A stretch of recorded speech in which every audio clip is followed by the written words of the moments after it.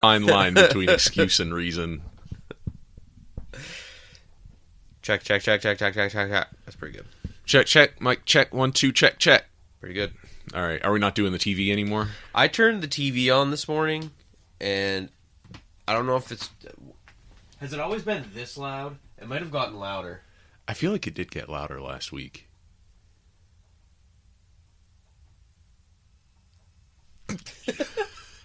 TV's busted. That's pretty loud. I didn't know if it was because it was so early. I turned it on and I was like, what the fuck?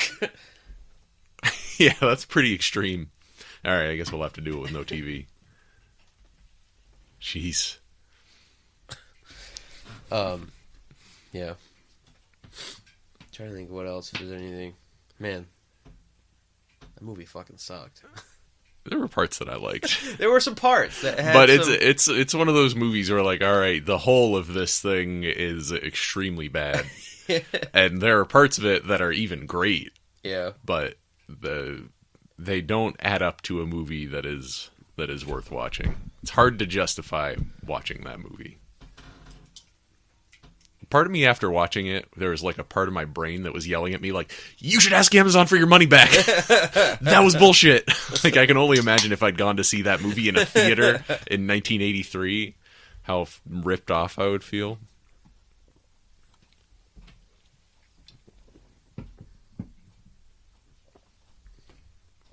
Trying to think if there's ever been... There have been movies that I have left... Only a couple. I like going to the movies like as an experience within itself. So there have only been a couple movies that I've been like, yeah, no, this isn't even. Yeah. This movie is so bad. The cool experience of being at the movies isn't even worth it. One of them was 47 Ronin. That was like the first time. It was like me and like 6 of my friends went just because we happened to be around. We weren't like, oh, it's finally out. Yeah.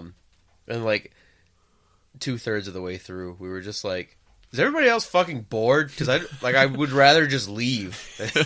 And everyone's like, yes, yes, let's go. You guys want to get the fuck out of here? Yes, let's go eat McDonald's. We do not need to see how this ends. And then I also... What is the movie where Johnny Knoxville pretends to be... Ringer. The Ringer. The Ringer. My cousin Ron and I went to see The Ringer, and partway through, the reel broke. And the guy came out and he was like, hey, we're really sorry, you know, we can give you a gift certificate, or we can give you money back, or these movies are starting if you want to do this. And we were just like, we'll just take our money. Like, we'll go spend this at Ames on candy. This was not worth it. Like, oh, man.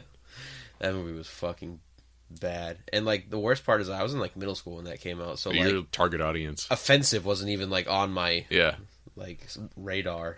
It just sucked. Here's the weird thing that I've heard about The Ringer. Like, I work in kind of the people with disabilities service industry.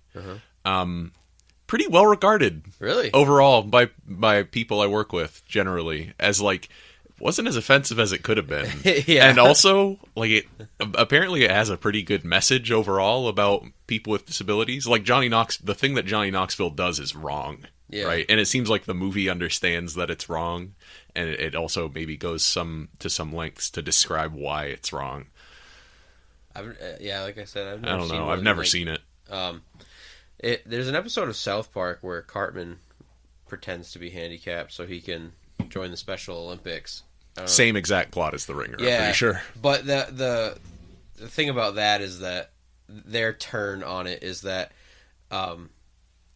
like, Cartman thinks he's going to be able to, like, you know, sweep it because he's not, you know, mentally handicapped. Mm-hmm. And but everybody in the Special Olympics is still really good athletes. Yeah. And Cartman's still a fat idiot. Like, so he goes and just continues to suck while all these people that he thought he was going to be so much better than are like actually really good athletes that stomp him into the ground.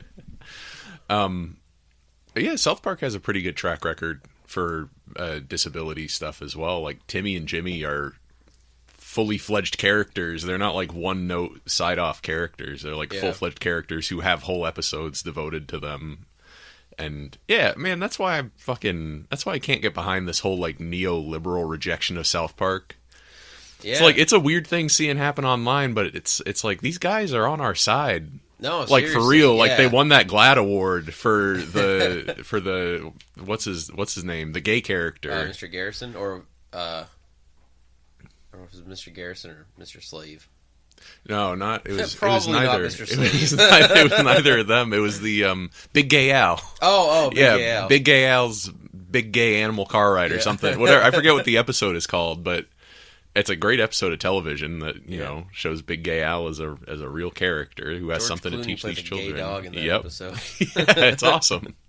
I think it was, especially with like some of that stuff is with like Timmy and Jimmy, and then in the like they have their like own little episodes that develop them, but then I also really like that most of the time like they're just there. They're and there it's with not the even kids. addressed, like they're just part of the kids. Like Yeah. it doesn't matter that one of them's in a wheelchair or one of them's on crutches. The same thing with in the later seasons with Tweak and Craig. Yeah. That like they're best friends and people start saying that they're gay, and then they're just like, well, what if we were gay? And now like you don't actually know, like they don't even know if they're gay or not, and it like just doesn't matter. Like they're just really good buds or gay. Like I like that. Yeah. South Park, man. Someday we'll have a resurgence in interest in South Park, and people are going to be like, "Hey, we rejected this show for bad reasons." Yeah. Hopefully, I will be vindicated. I will be right at the end. At the end of the day, ultimately, I will be Might proven take to have, years. I will be proven to have been right the whole In time. the history books.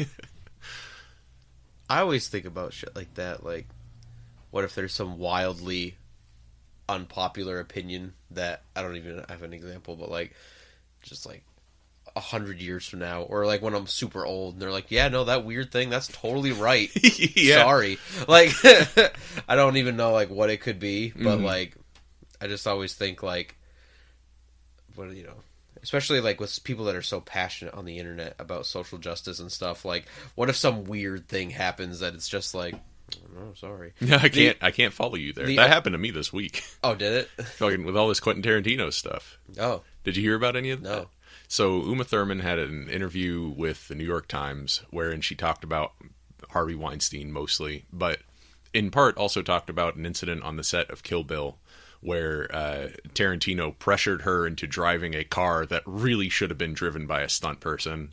The car proceeded to go out of control on a dirt road, run into a palm tree, and left Uma Thurman with like permanent neck and knee damage. Oh, shit. Apparently, Tarantino has said to her, he has apologized to her, and she has forgiven him, as far as I can tell from like her subsequent Instagram post to clear up any confusion around who they were blaming. But like there is a thirst among the more like social justice minded left leaning people on the internet to reject Quentin Tarantino.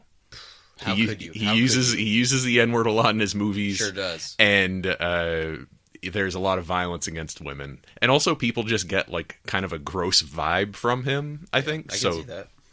So a lot of times in these comment sections, you'll see, this happened on the New York Times article, and it's happened on Twitter a lot as well. You see people saying like, I always knew there was something weird about that guy. And like feeling that vindication rage of like, I was right the whole time about Quentin Tarantino. I knew it. But what really got the fires going and what people are really latching onto now, it's kind of the liberal hashtag release the memo at the moment, I think. People are still floating like, can we get Quentin Tarantino fucking purged from culture? Can we exert this power and influence over what people like / are allowed to like? What they found was that in 2003, Quentin Tarantino appeared on the Howard Stern show and said that he didn't think Roman Polanski raped that 13-year-old. Oh. He said his specific words were, she wanted it. Okay. Yeah, which is factually incorrect. Like, Roman Polanski drugged and anally raped a 13-year-old girl. And Quentin Tarantino was wrong to say that. But also, lest we forget, he said it on the Howard Stern show. Yeah. Right? I mean, you remember what the fucking Howard Stern show was Boy, about. howdy. Yeah, that was a dark time in American culture. It was. That fucking show, man, that was like,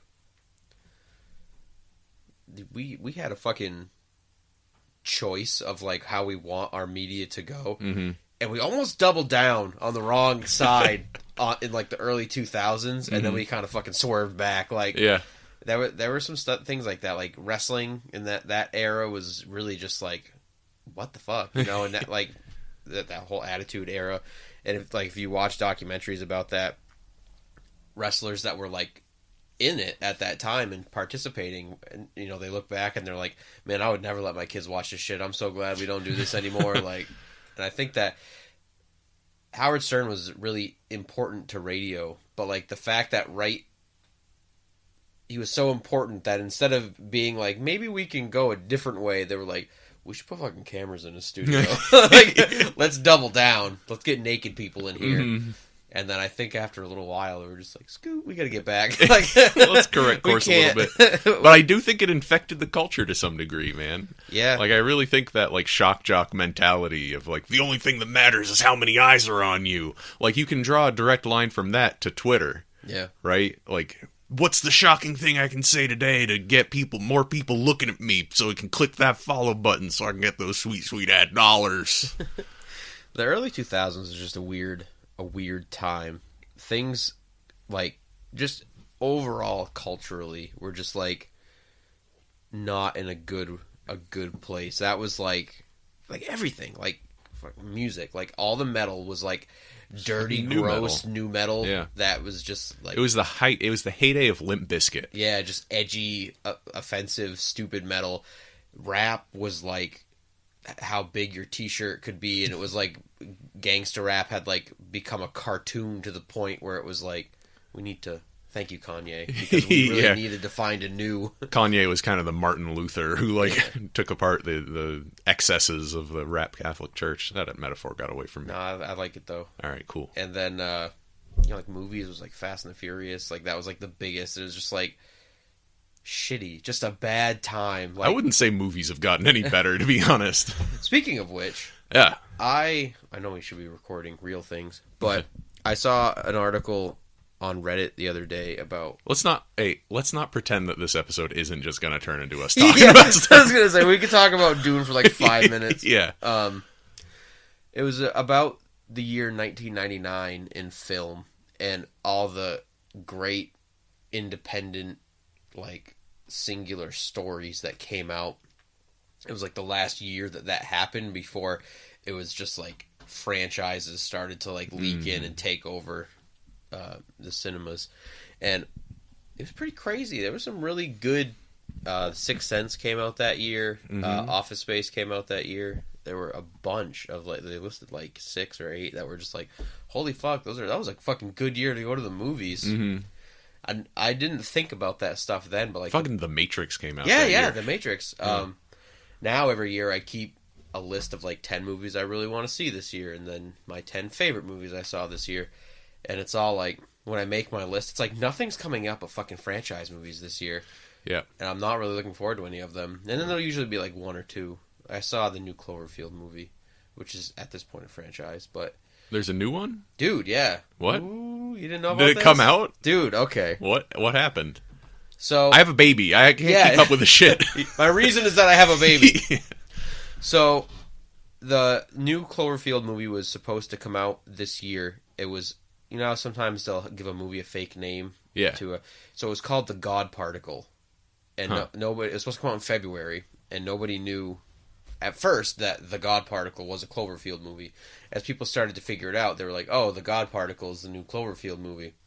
And then, like a month or so ago, people were like, so... It's almost February. There hasn't been a trailer or any ads or any promotion for the God Particle. They haven't changed the name, so it's probably going to get pushed back. And then people were like, yeah, but that's not really bad. It'll probably just get pushed to like the second quarter of 2018.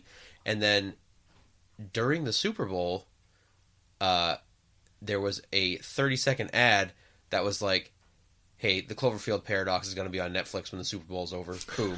Like, all of their advertising was in a $5 million 30-second Super Bowl ad. Wow. For as soon as the Super Bowl's over, you can watch the new Cloverfield movie on Netflix.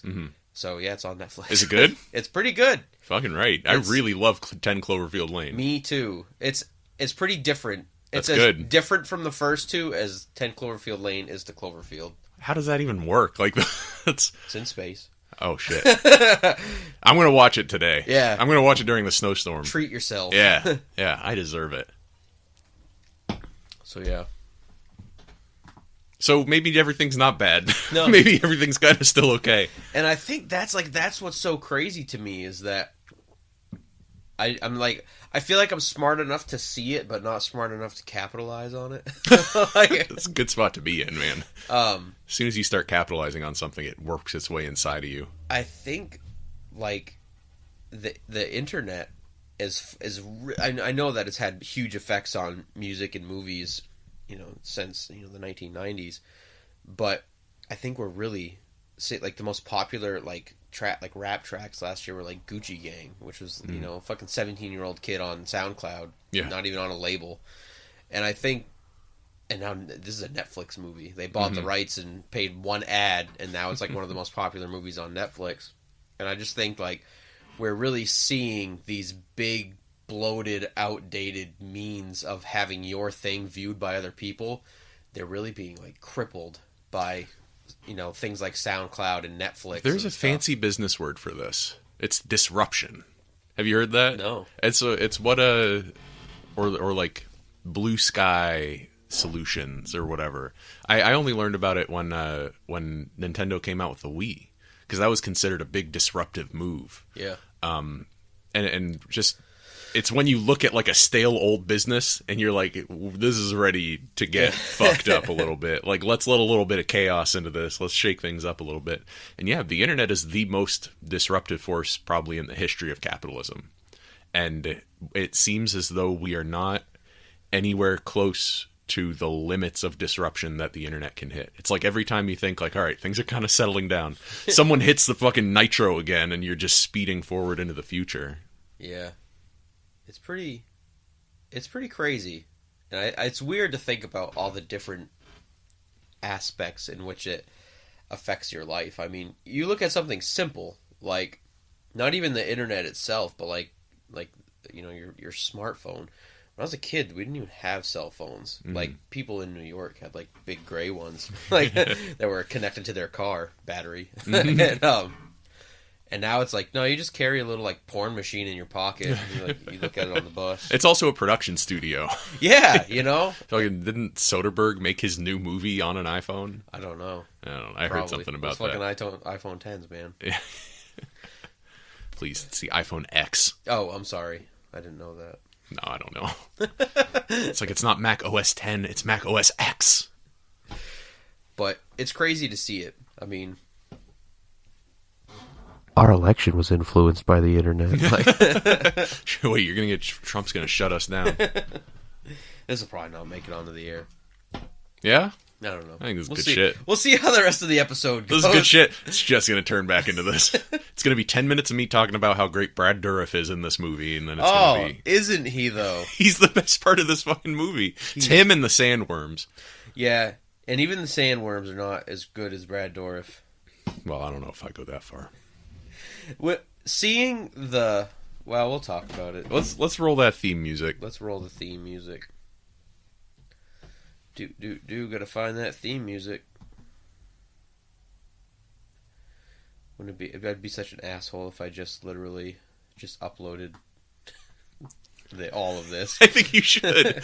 All right, maybe cut a little bit of this part out. We ready to go? Yeah, we're ready.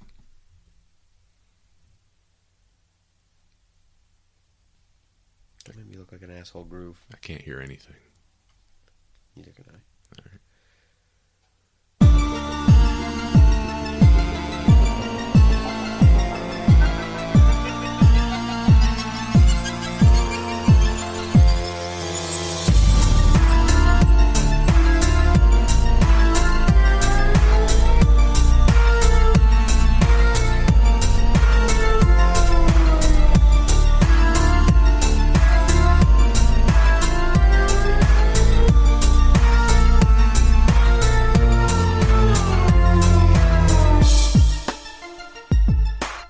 Oh, hey, didn't see you there. Welcome to another great episode of Ben and Curt Till It Hurts, the culture cast caught at the crossroads of curation and castration.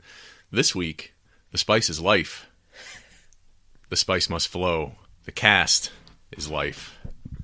The cast must flow despite the impending snowpocalypse. I think that's going to have a good impact on the show. The impending snowpocalypse? The doom of the snowpocalypse.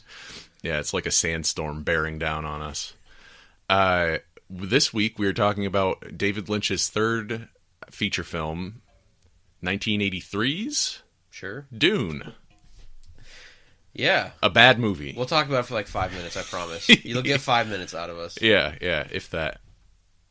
Man, this movie. Yeah, it's a really bad movie. It's a pretty bad movie. It's like David Lynch was not prepared to make a movie of this scale. And in fact, I'm not sure that anybody could make a movie out of Dune. Yeah, I was thinking, I don't know enough about Dune, but I was thinking immediately when the movie started that... This is a lot of fucking talking. Well, there's a lot of talking, but like, even as far as like the movie itself, like, Elephant Man was leaps and bounds ahead of Eraserhead in far as like, you know, complex sets and people actually being in the room instead of just your two people talking at each other. Or not even talking, just staring. They're just squealing in front of each other. And then this was like, holy fuck, this is a production. Like this is in space. This is in space, and everybody's got silly costumes on, and there's fucking puppetry. Yeah, the sets are huge and clearly custom built for this movie. Yeah, it was pretty insane. Mm-hmm. I wish I had read more about it, because I almost don't even know like how this landed in his lap, like David Lynch's lap. Yeah. I don't know. I mean, I guess like Eraserhead was pretty influential as like a weird art horror movie, and then people really liked The Elephant Man. So I guess like it's hard to see back in that time frame and be like, yeah, it makes sense to give him Dune. Uh-huh. Or maybe he was like, I really want Dune, and they were like, are you sure you want Dune? And he was like, I've already written the screenplay. I don't know. I don't know either. That's part of the thing about recording recording earlier than we expected to, is that neither of us had a chance to do any last minute research. Yep. So my understanding of it is that they had Alejandro Jodorowsky was going to make a Dune movie and did like a ton of pre-production on it, and then that whole project collapsed, and then David Lynch came in and he was like, yeah, I've got some ideas. And they kind of just did that because they had the rights and they were gonna make this movie. But yeah, there's a story to be told, I'm sure. I wish I knew what the story was. I wish I knew that story. I wish I knew that story very much. I wish I knew what the story of Dune was, even having just watched the movie Dune. Well, now I can tell you about that. Please. Well, you see there are these 4 planets. Okay, I remember the slideshow. All right, Caladan. Uh-huh. Might actually be a character from another fantasy book. I don't know. Probably both. Caladan, Gedi Prime. Yep. Arrakis. That sounds right. And then whatever the Emperor's planet's called, I can't remember. Yep. All right. And there's this big empire, and it has all these great houses, and they're all maneuvering against each other. And several generations ago, someone from House Atreides imprisoned someone from House Harkonnen for like unvalorous behavior on the battlefield. So House Harkonnen has harbored a 100-year-long fucking vow of hatred against House Atreides. And House Harkonnen is now working with the Emperor to fuck up House Atreides and end the Atreides line because of this. And the way they're going to do this is by getting the Emperor to send Duke Leto Atreides to Arrakis, which is a desert planet where you get your most important space resource called the spice, right? The spice melange. It's what allows you to travel through space. It's the only thing that allows you to travel through space. Without it, the Empire will crumble. There's nothing there, right? Yep. It's oil, essentially. Okay. And yeah, the plan is that they're gonna show House Atreides to be incompetent bunglers that can't manage spice production, partially because the Emperor is actually going to take his Sardaukar legions, 5 of them, and send them to Arrakis to attack. All right, that's basically the plot of Dune. Okay. That's the setup. Great for a movie. Yeah. Really Perfect not, for a movie. Not too complicated. This is exactly the kind of thing you want to have to inform the audience of in a like minute-long monologue at the beginning of your movie. That was one of the things that was the hardest thing to swallow about this movie. Let me take a step back. I hate to compare this movie to Harry Potter, but That's a perfect comparison. Okay. They're both heroes' journeys. So I've read the Harry Potter books multiple times, and I like them. So when I watch the movies, I don't like the Harry Potter movies because they feel like they don't feel like they flow like a story. It's like a checklist of beats from the story. It's a companion for readers of the book. You're like, that's gotta happen, that's gotta happen, that's gotta happen. Yeah. If you have read the books, they make sense. Mm-hmm. If you have not read the books, I can't imagine they fucking make much sense. I have had that experience. I watched the 7th Harry Potter movie not having read the 7th Harry Potter book. It was nonsense. It was complete gibberish. Like, I didn't take anything from it, though I did understand something quite deeply, which was nice. And it was interesting to know that, like, the archetypal story is that deep that even though I understand who about half of these characters are, if that. It's like, I got Harry, Ron, and Hermione. Yeah. But when Harry confronted Voldemort, I, like, understood exactly what was happening there. Yeah. Well, there are only, like, 8 stories. Right. Yeah, something like that. So I felt when I was watching Dune, I was just like, this does not make sense. This would probably make more sense if I had read the book, but I don't have a fucking clue what's happening right now, and B, they know I don't understand what's happening because they just had a 2-minute, like, they have had a narration to describe what's going on, a slideshow to show you what's going on, and then every character you can hear their, like, inner monologue to help push these ideas through that you wouldn't be able to understand if you didn't already have that stuff knowledge. A lot of those inner monologue lines are straight out of the book. Yeah, like those are just italicized text from the book itself. And it was pretty weird. Even like I don't know if it was supposed to be funny, but when the narrator at the beginning, she's kind of like fading in and out of existence. She's one more thing. She's like, she fades out and then she's like, oh, I forgot. Wait a minute, I forgot. I need to. I need to push this in your face. Hold on. Think about. If it had been 2.5 hours of that, like, wait a minute, and then Paul was attacked by the Sardaukar, and if she had just narrated like a stilted and jumbled version of the events of the book, just giving me the cliff notes I'm gonna make an adaptation of Dune. It's gonna be that. It's gonna just be, I'm gonna find someone who looks enough like that lady, the Princess Irulan, which is interesting because every chapter in Dune begins with that character saying like, "Hey, sup." So. I don't even know, man. Hard to follow. Yep. Oh, it was easier for me because I've read Dune before, but as someone who has not read Dune in many years, it's like I can easily see how this would be complete nonsense to someone who has not read Dune. There were parts of it that were cool. I really liked some of the choices, and some of the stuff was really cool. Here's the thing about Dune for me: no scene is good. And insofar as a movie is constructed of scenes, Dune is a complete failure. Yep. But insofar as a movie is constructed of sets, character costumes, and like and special effects, Dune is kind of a success. Yeah. Because the special effects are great, in my opinion. Yeah, the special effects are really nice. The costumes are cool. It's like this mixture. It really gets across the feeling of, like, reading Dune. Dune is in part a cool book because the world building is so deep. And it feels like it feels like it is what society might actually look like 8,000 years down the line, which is a rare feeling for a book to give you. Because usually what you see is like, this is a thinly veiled attempt to comment on current political situations by setting them 8,000 years in the future and changing the names. Yeah. Dune doesn't really suffer from that, in my opinion. Feel free to tell me I'm wrong, internet, but in my opinion, Dune is very successful at creating this feels like it could really happen. Were we to discover space travel in this exact way, this feels like this is what people might actually do, assuming they're like Shakespearean people living in a world of high honor and whatnot. Yeah.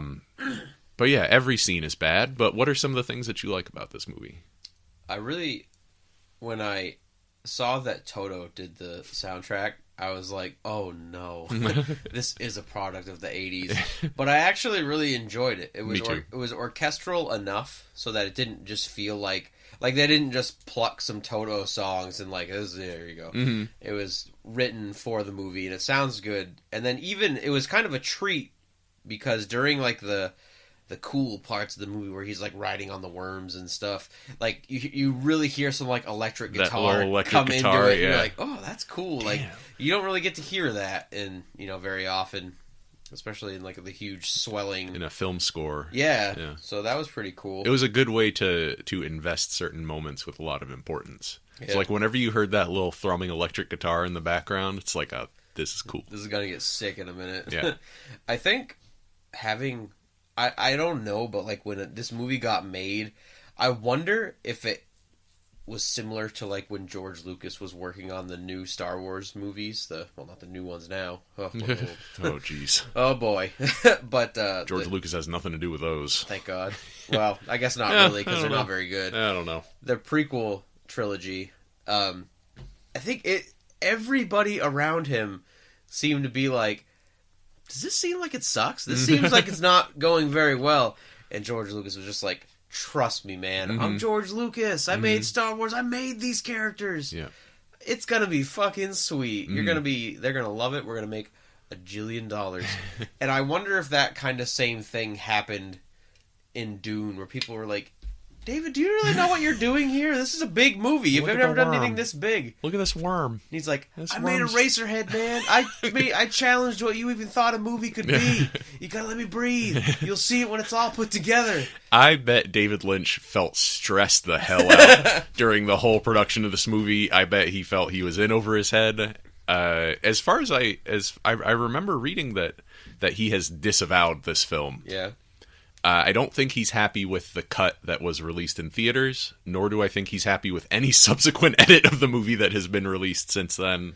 I could definitely see this being like I'm just really having like a grab bag of other cultural references today, but I'm seeing that this could be like a Zack Snyder thing, and there's like an 8-hour David Lynch cut of Dune somewhere, and if you watch that, you'd be like, oh... all right, not great, but it makes sense now. I at least understand. Well, I mean, I'm off track a little bit because I do just want to tell you that I do think the Star Wars prequels are actually good. So we're gonna have to do a couple episodes about those at some point. No, they're not the same as the old Star Wars movies. They're not really movies for children as much as the old Star Wars movies were, but they're good. Like, insofar as, maybe here, the Star Wars prequels are a pretty good adaptation of Dune. Okay. Like, as far as representing a complicated political situation that feels like it has some bearing on the actual world and has something to say about the actual world. Like, the Star Wars prequels are about a healthy republic descending into an empire ruled by a despot. That's what's happening right now. Right? That's Curt, literally... you should go watch them, because I think you might take a little more out of it now. As a grown-up, watching the Star Wars prequels, and, like, well, the thing about it is, you watch them as a kid, and you don't understand the dialogue. Right. You just don't. It's really complicated dialogue. It's not for children. If George Lucas meant for it to be for children, it's also like not great dialogue. But if you can kind of pick your way through it and pick out what each character's saying and pick out where they are emotionally and try to work out their relationships, it's a complicated but rewarding movie.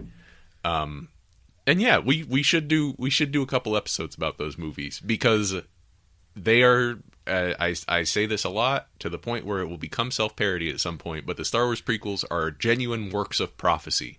George Lucas saw very clearly where the world was going to be in about 15 to 20 years. People are screaming right now, Ben. Hopefully they are. Hopefully they are. Go watch them again, fuckers. If I'll use this as a plug to not for myself, but to say that if you are going to go rewatch the Star Wars films, try watching them in that machete order thing. That's pretty cool. I like doing that's fun. Oh yeah. It's the you watch the first two original like trilogy 4 or and then 5, 1, 2. Actually, they say you don't even have to watch 1, but I like the Phantom Menace. Watch 1. You need to watch 1 to understand the political. If you want to turn the Star Wars prequel, I'm not going to go down that road. All right. Just watch the prequels. Don't even rewatch the original ones. Watch 4, 5, 1, 2, 3, and then 6. That's the machete order. If you want to, to 7 and 8. Whatever. I don't know. Who cares? Don't watch those. Yeah. So anyway, Dune. Some other parts that I like. I've mentioned this already, but the sandworms are amazing. The sandworms are pretty cool. The sandworm effect holds up. I kind of feel like, and this goes back to something that I have actually seen David Lynch say, I believe, or maybe it's something someone said about David Lynch. I don't know, but David Lynch was not interested in the science fiction aspect of Dune.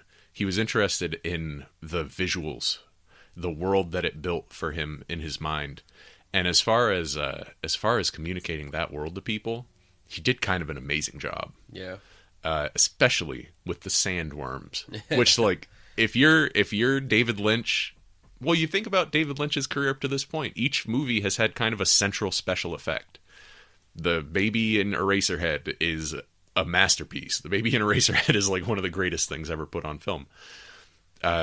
Merrick in Elephant Man is an incredible looking prosthetic, appendage added on to this actor John Hurt that actually allowed him to act through the special effect, which is a lot harder than I think a lot of people think.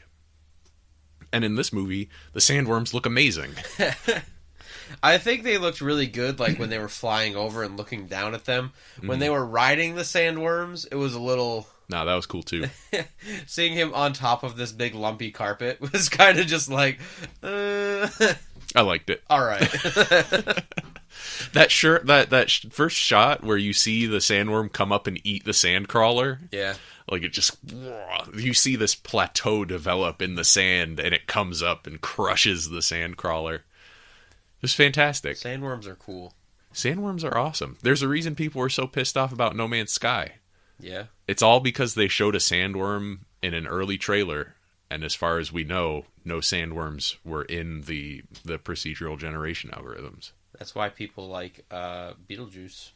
Yeah, it is. Sweet sandworms. It's because of that bit at the end with the sandworms. So, I like Brad Dourif a lot. Okay, yeah. Well, there's an ongoing conversation in the back of my mind about which is worse, this or Exorcist 3. Wow. And because they're both the worst movies that we've watched for this podcast, in my opinion. And I know you don't agree, but that's okay. And the weird thing about both of those movies is that they both have Brad Dourif in them. And Brad Dourif is the best part of both of these terrible movies. Yeah. He plays Peter de Vries, and he's amazing. He truly understands. He brings the correct... And I don't want to downplay Kyle MacLachlan or Patrick Stewart's performance, which are both good. But Brad Dourif brings this stage actor-y energy to his role as like the Baron Harkonnen's chief mentat. Yep.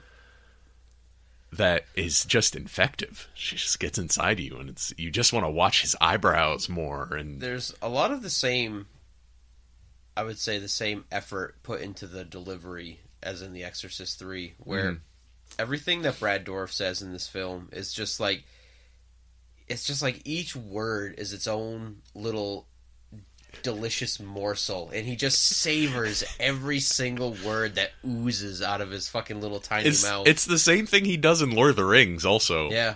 Like as Wormtongue. Yeah. And, man, I gotta go back and watch Chucky now, because that's literally just his voice, and I'm like, maybe there's been something I've been missing in all these old Chucky films. Probably not. Probably not. But maybe we should do a Brad Dourif series. You know, this is just a horror podcast now. We watched 2 non-horror movies in a row, and we're like, these suck. These are both terrible. And on the last one, we planned a horror episode we want to do, so a series, not even an episode. What was the series we were thinking of? I forget. I remember planning it, but I don't remember Frank what and it was. Jaws. Frank and Jaws. Yep. Oh, good. And then we need something of the dead. Chucky of the Dead. Oh, man.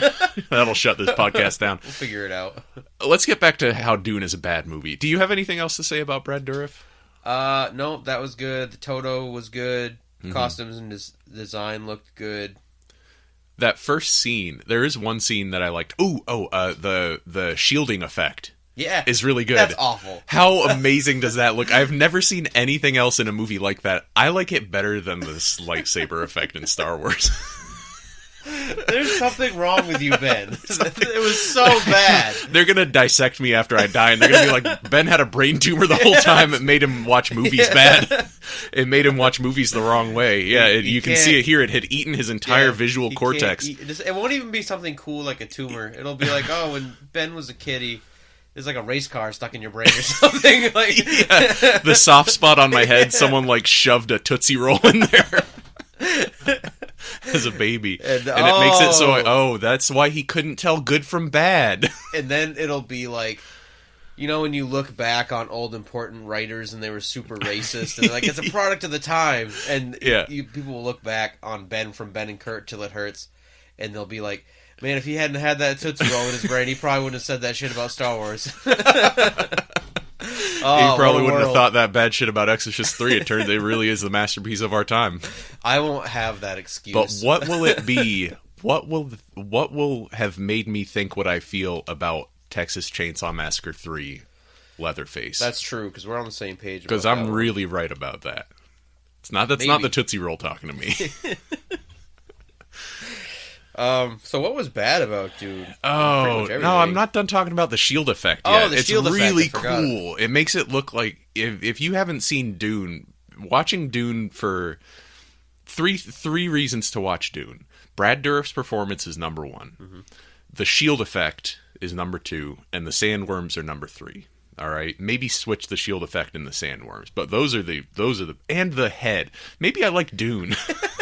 You know what? The more we talk about it, Dude's pretty sick. How cool is the spice? What's it called? The Spacing Guild. The Spacing Guild head with its vagina mouth. With its vagina mouth just flopping around. Blah, blah, blah, blah, blah, blah. But a subtle thing that I liked about that effect is that it is. I'm not sure that character appears in the book. I certainly don't. I certainly don't remember a description like that. All I remember is like some intimations that like they use the spice all the time to travel through space. I heard they end up mutated. Yeah. And this one had mutated into like a cyborg snail to the point where like he's inside of his shell, right? They wheel the shell in, the shell opens up, the head pops out and talks. And then while they're wheeling him back, the guys have vacuums to suck up the slime that he leaves behind. There are 5 reasons to watch Dune. All right.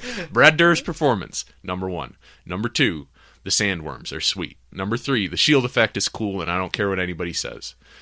Number 4, the Spacing Guild, the guy that does the space, the guy who travels through space by folding it. Number 5, Kyle MacLachlan's performance is good in a way. For certain definitions of good, Kyle MacLachlan's performance is good. I love the first scene that Kyle MacLachlan, who plays Paul Atreides, kind of the hero of the story. It's weird that like I gave that whole rundown of Dune and I don't think I even mentioned Paul Atreides. Yeah. The main character of Dune who becomes God at the end. Spoiler alert. But yeah, Kyle MacLachlan's performance as Paul Atreides in that first scene when like Gurney Halleck and Thufir Hawat and the traitor Dr. Yui come into the room and he's just sitting there and he's like giggling to himself. He's like, I heard you walking down the hallway. Man, I don't like that guy. You don't like Kyle MacLachlan? No. And then the rest of David Lynch's career is going to be tough for you. Because he's like he's his main dude, I'm pretty sure. I'm piecing that together. And it's interesting when directors do that because it can be really good or really bad. Like, I was super happy when Quentin Tarantino became friends with Kurt Russell, because now Kurt Russell's just going to be in every Tarantino movie. And that's There's never going to be another Tarantino movie. We have one more, right? And after all this all this shit on Twitter, who knows? Oh, it'll happen. Star Trek. Kurt Russell stars in Star Trek. So sometimes it works great, and then when I watched this and I saw Jack Nance. I like Jack Nance, and I was like, oh fuck yeah, he's going to be in this. And then I knew that I don't like that guy, but I saw Twin Peaks before I saw Dune, even though it came out after. I don't fucking like Twin Peaks. I just started season 2 of it. Oh, you're watching through Twin Peaks? Yeah. Maybe I should watch Twin Peaks too. Maybe we should include Twin Peaks on this podcast. I'll tell you right now, I hate it. Laura likes it like enough to watch it, and I like it enough so it can be one of our shows. You know what has just recently not become one of our shows? What? Fucking Sherlock. Fuck that show. Sherlock. Yeah. Holy fuck. This is the Sherlock hate cast now. Talk about a pretty good first season that just turned to shit. Yeah. Fuck that show. Yep. Anyway. There's some good characters on it, but I like the guy that plays Moriarty, even though he's kind of a weird gay baity kind of character. Anyway. Cut all that out. I'll try.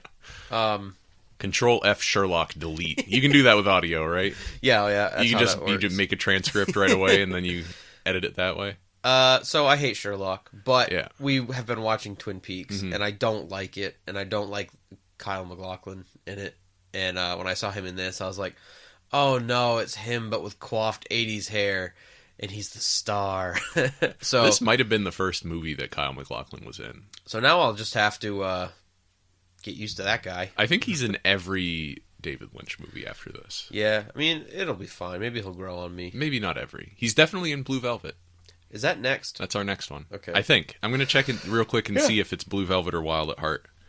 So, I just had a hard time with the movie. Like I said, there were some cool parts, but overall, it just, like, every scene was bad. And, I think for me, the problem is that, I mean, Dune is one of the greatest sci-fi novels ever written. It was the inaugural winner of the Nebula Award. Oh, well, there Yeah, you go. it was a very important sci-fi book award. And I think for me personally, so maybe I can't even speak against Dune in this way, but I like sci-fi, but we'll use lingo from the movie. Sci-fi for me is like a spice. You can take a horror movie or an action movie and you sprinkle a little sci-fi onto it, I'm gonna fucking love it. Like, that's cool. You wanna, Terminator, Predator, Alien. Like, you can do some sci-fi in a movie of a different genre, and I'll be fucking all over it. But fantasy and sci-fi, when you just have them on their own, they're just a little too strong for me to be able to really enjoy it. I think that's why I've also never been able to get into Lord of the Rings, because I just like, it's one thing to not be able to read the books, because the book is like pretty dense and pretty detailed about every little thing that you might not care about. But even the movies are just like, yeah, man, elves, cool. Like, I've seen them all. They're good. I bought them all at that old estate sale. Look how nice they look on the shelf. So when you said, I thought you were talking about elves for a second. I've seen all the elves. They're good. Yeah. I bought them all. Oh. No, elves from Lord of the Rings. Mm-hmm. They're. You got those at the estate sale? I did. Have you watched the extended editions before? I have, yes. Yeah, they're pretty good. They're pretty good. I just think that I just can't eat a big old slice of sci-fi cake. I can sprinkle a little bit on things I already like. I'm not sure I would call the Dune film a piece of sci-fi cake. I think it's more like it's like rotten. It's rotten on the inside. It's like a cake. Sci-fi fruit cake. It's like it's like a sci-fi fruit cake. All right. So I started playing Fallout 1 the other day. Did you? Talk about some good sci-fi. Yeah. Yeah. New Vegas keeps... Big ol' slice of sci-fi cake. I would say Fallout is a big ol' slice of sci-fi cake. And that's probably why I don't fucking like it. New Vegas keeps freezing on my piece of shit computer. Oh, that sucks. And it's also kind of a bad game. Yeah, like, I was as gonna far say, as the technical aspects of it. As soon as I said that, I was like, I'm sorry, computer. You're not a piece of shit. Everybody always bitches about Fallout. Yeah, it's broken. Crashing and burning all the time. Yep. And not even, like, when it freezes, it's, like, dead frozen. Like, force restart, nothing will work on my computer. I can't just, like, oh, damn it, fucking close out of it and then load it up again. That's been happening to me a lot on my computer, too, and I wonder if it's something fucked up about Windows, if it's happening to both of us. Yeah. Or if both of our computers are broken at the same time, Yeah. which, considering who we are and what we're like, it's probably Things that's pretty likely. Things we have in common. Yeah, it's like, I've been kind of Frankensteining my computer together over the past 8 years, and now I can't figure out why it won't work. something deep within Yeah, the yeah. core. Like I think my motherboard is still the original motherboard I bought 10 years ago. Nice. Which that's no good. That motherboard is all done. It doesn't work like cars, where it's a classic now. Yeah, my vintage motherboard. Yeah, so I got mad, and I was like, you know what does run good on my piece of shit computer? Hello, 1995. Hello, indeed. What do you think of it? I don't like it. Why not? Man, Come on. It's just not fun. Come on. All right, the two biggest things that prevent me from playing. One, combat just fucking takes forever. Yeah, it's true. I get one pistol shot off every 30 seconds, and then I gotta wait, and I click, and it's like, oh, you missed, and then you gotta wait, and you click, oh, you did 3 damage, and then you wait, and then you miss. Well, there's your first problem. Don't use a pistol. All you have is a pistol and a knife. Go unarmed. Or use a knife. I see what I do is I do one shot with the pistol, and then I switch to the knife so I can get a second attack in. But you can only do that if you're, like, right next to them, so...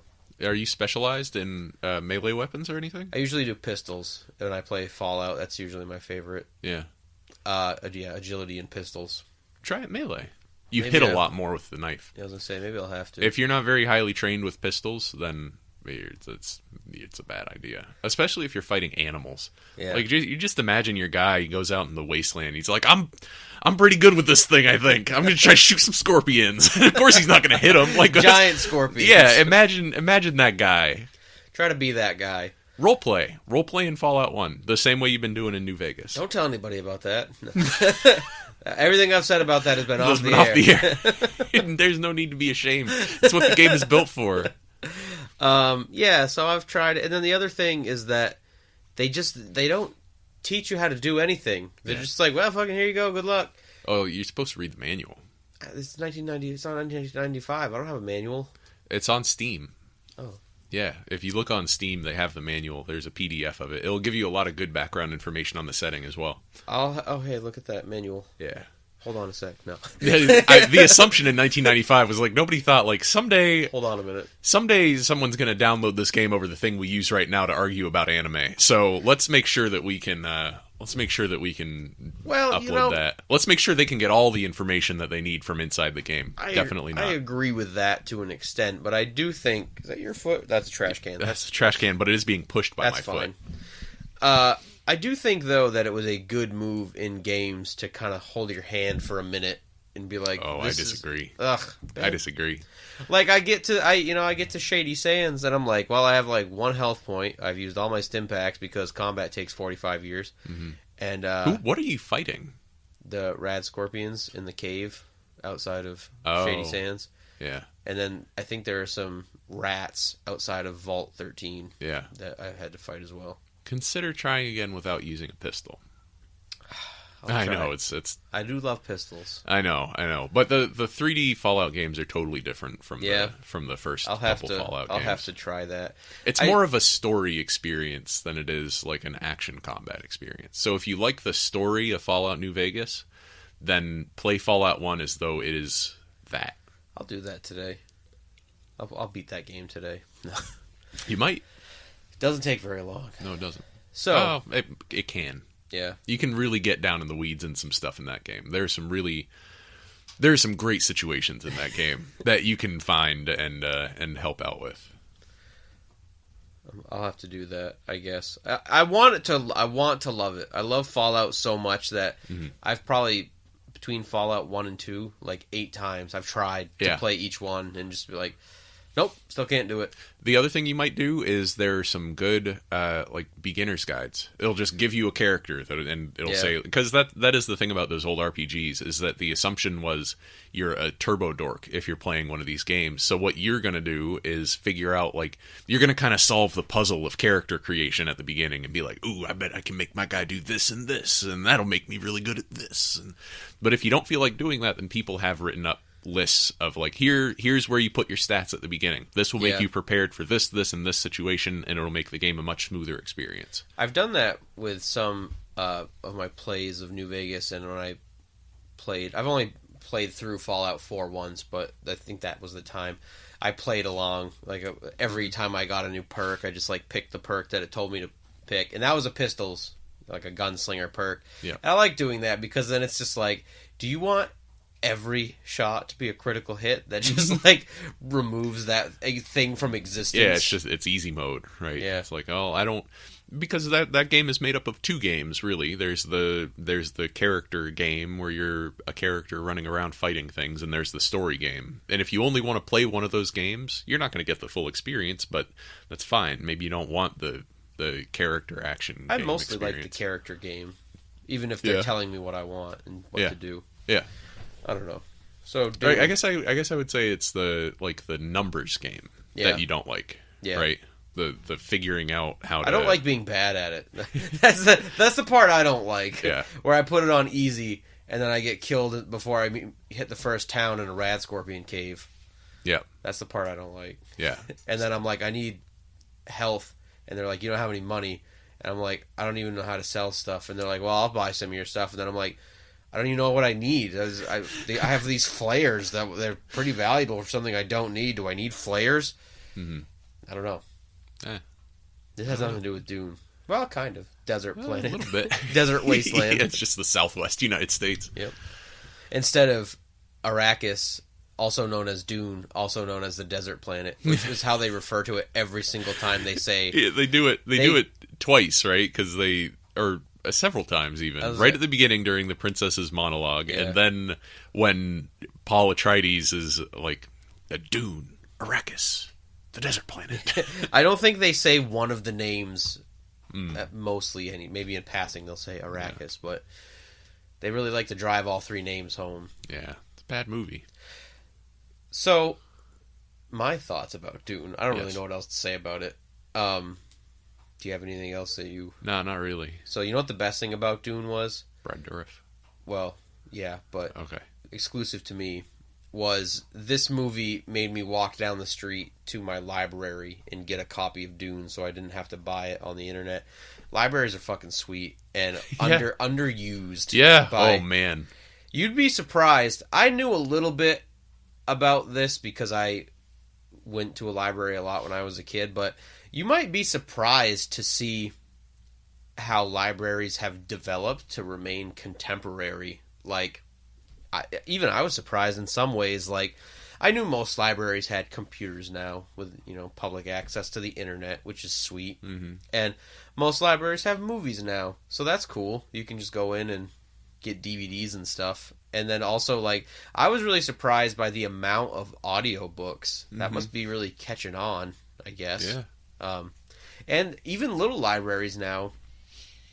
When we went to college, maybe other schools did this, but maybe Maine's a little behind the pace. But I was really surprised, and I was like, "Wow, what a tool!" When I found out about interlibrary loans, that like, oh no, we don't have that book, but we can get it. If easy. any library in the state of Maine has it, we can get it. Yeah, and I went there, and just out of curiosity, I grabbed the book, and then I was like, I'm gonna see if they have it on audiobook since they have all these audiobooks here, and they didn't.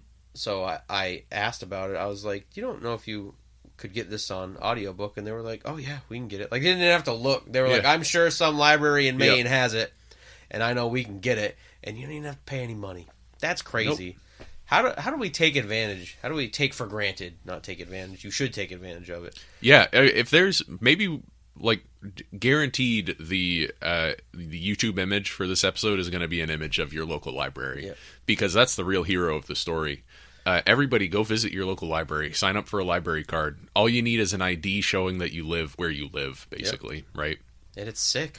It's sick. It's better than the internet by far. It smells better. Smells better, absolutely. Because, like, think about it. What do you need to publish something on the internet? We're proof of this. You need nothing, right? You need a couple microphones and, like, you don't even really need a couple microphones. If you wanted to do the bare minimum, which on our website would be nothing. You could pay nothing to put up a 2-hour podcast once a month, and you could use the webcam on your laptop. Yep. You need nothing to publish on the internet. You need a Twitter account. Like, what is that? People love it when people publish on the internet. But to publish a book, you need to be like an educated individual with a whole publishing structure behind you. There are a lot of gatekeepers to that, which means that, in my opinion, the average quality of information in books is much higher than the average quality of information on the internet. And John Grisham would disagree with you. Fuck John Grisham. We're talking V.C. Andrews. We're talking Jodi Picoult. Yeah, but then compare that to, like, internet Compare literature. that to us on the internet. Oh, yeah, that's true. Internet literature is like fan fiction. Yeah. Which there is some great fan fiction, don't get me wrong, wife, but there's also fan fiction that's like, then Harry Potter shot up his school, and then he fucked Hermione, and he killed Dumbledore, he shot him in the face and balls. Do you know where I can find this?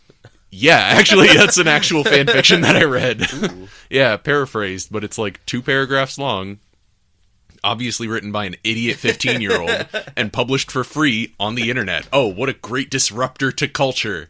Fuck the internet, all right? Nah, dude, I love the internet. Yeah, I love the internet, but you too. gotta check out your library. You gotta go to your library, too. That's the real you MVP this week. You can't just live on the internet. You need some actual information sometimes. Yeah. Maybe that's why we're getting so polarized, because the internet allows us to live in a fake world. It allows us to live in a fake internet world that is tailored exactly to our desires and tastes.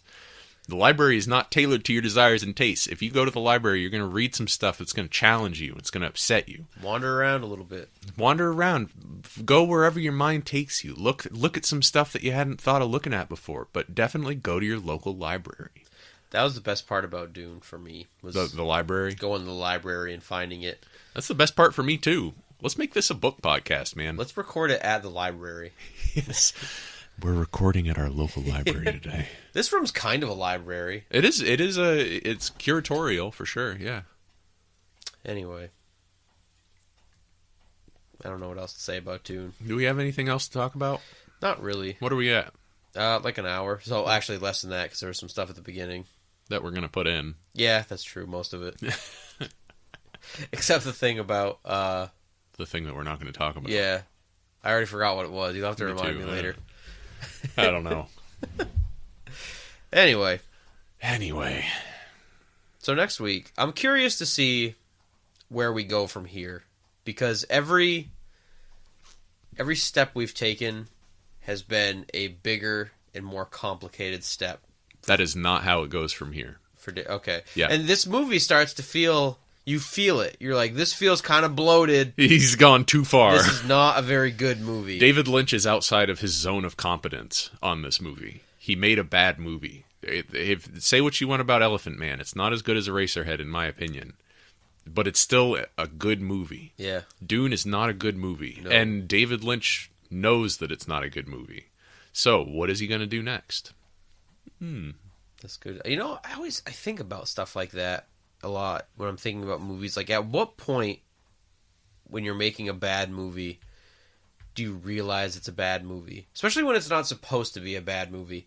I'm not talking about fucking Sharknado or, like, whatever shit horror movie you happen to see at Redbox that's like, oh, we're just can't believe we got funding. We're having a blast making this shitty movie. Yeah. Like, at what point when you're making a big, huge Hollywood film and you start to realize this is not coming out good? This is not what I wanted this to be. What happens, you know? You get probably pretty depressed about it. You just plug through it. You just and I think, you know, gotta for a lot of finish times, this piece of shit. I don't know how it is with, you know, David Lynch and Dune, but to a certain, you know, a lot of times you're like, well, I got hired to make this movie. This wasn't a pet project of mine, and, you know, the studio's got their fingers in it, so I'm just going to do the best I can, and oh well. But I do wonder about that when you're like you have this goal of making a movie, and if you know it's a bad movie when you're making it. Like, I don't know. Here's how I would characterize the rest of David Lynch's career. Eraserhead, great movie, right? Then he goes off on this branch that's like, what if I become a director for hire? They hired me to make The Elephant Man. I'm going to explore this material. Now I'm still a director for hire. Now they hired me to make Dune. I was interested in this project at some point, but, like, clearly this is not where I want to be. By the end of Dune, you're like, David Lynch, you're in the wrong place. After that, he seems to have collapsed that branch, gone back to Eraserhead, and then Blue Velvet is what you would expect the next movie from the guy who made Eraserhead to be if he made exactly the movie that he wanted to make. Okay. Right? I'm excited. Yeah. That got me into it. I'll play Fallout all day today, but I'm gonna watch Cloverfield. Snow days, man, Love them. killing me. Yeah. They become more hectic and busy than work days for It's me. like I gotta fill all this time up. What am I gonna do with my newfound bounty? I'll waste it, and then at 5 o'clock, be like, I didn't even do anything today. I just played Fallout all day and ate a fucking ham sandwich. I don't even like ham. Where did I get this ham? Wait, one more thing that there is to like about Dune, especially in this household: the pug. Yeah, the pug. Oh my god, the pug. The Atreides pug. Dude, that character does not appear in the book. with the The idea that there will still be pugs 8,000 years from now, and they'll just look galaxies. They'll look exactly like pugs. It's like we brought a pug to the desert planet Arrakis. The best thing about that fucking pug... You see it running around during the attack on the Dude, palace. during the attack when the fucking wall collapses and crushes a guy, you see the fucking pug, oh shit, fucking run around the corner and up the stairs. That is just like a pug, by the way. That is such a pug moment. That's exactly what a pug would do in that situation. I gotta get the fuck out of here. Things are going very bad. Oh my god. The pug. Yeah, this household does love pugs. If I can find a picture of a pug in a library, that's going to be the YouTube image for this I'll episode. just take my dog to the library and we can... I'll take the quiet Just one. real quick. Don't take him through the, like, don't steal a book detector. Right. Just like, I'm not even in the library yet. Just take a snapshot. So we have just a few minutes. So let's get real here. Yeah? After you've gone to your local library, I won't say too much because you haven't seen it, but y'all should check out that new Cloverfield movie. That was the grand slam of this week. This is what I get for not watching the Super Bowl, by the way. Like, I'm being punished for not watching the Super Bowl. Who would have ever thought that would be...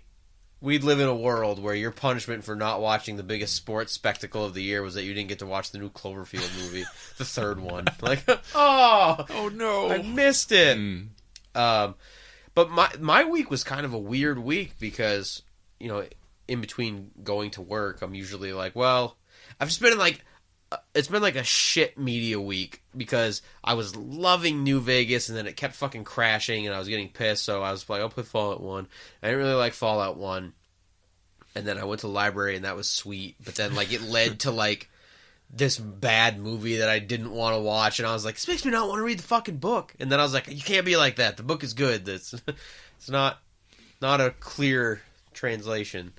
And then they just like dropped the new Cloverfield movie secretly, and it's fucking rad. I love 10 Cloverfield Lane. That was my like favorite movie that year it came out. And Cloverfield's pretty good. I don't know how I really feel about it. It's one of the best found footage movies. Yeah, I'll say that. Which I feel like that doesn't set the bar very high. It doesn't, but like there's some shit in Cloverfield that really works.